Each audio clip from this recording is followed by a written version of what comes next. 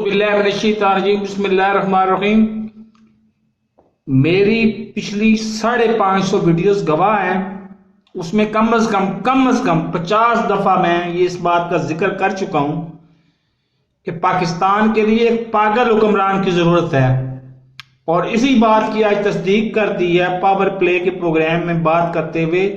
Doctor انور bag, جو senator تھے یا ہیں، اس سے مجھے غرض نہیں ہے، کہ جو ان کو مل کے کپڑے پہنا کے نا دسمبر کے مہینے میں مل کے کپڑے پہنا کے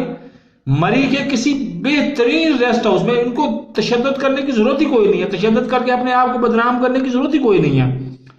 سیدھا بٹھا دے چھت پہ، وہاں پہ برف باری بھی ہو رہی ہو، اور ان کو کہے کہ جب تم لوگوں کا اس چیک پہ سائن کرنے کا پروگرام ہو نا، یہ تمہارے اثاثے ہیں، اس کے برابر یہ رقم بنتی ہے، چیک پہ سائن کرنے کا ارادہ ہو نا، وہ اس وقت بتا دینا۔ جب یہ چیک پہ سائن کر دیں اور چیک کیش ہو جائے تو ان کو کہیں گے السلام علیکم، آپ جائیں۔ تو واقعی پاکستان کے لیے ایک پاگل حکمران کی ضرورت ہے، جو آئین سے لے کے ان بدنام اور بدعنوان حکمرانوں تک کو سب کو تیر کی طرح سیدھا کر کے رکھ دے، اور ان کو تاحیات ان کا مطلب سیاست میں داخلہ ہی بند کر دے۔ تو میرے اس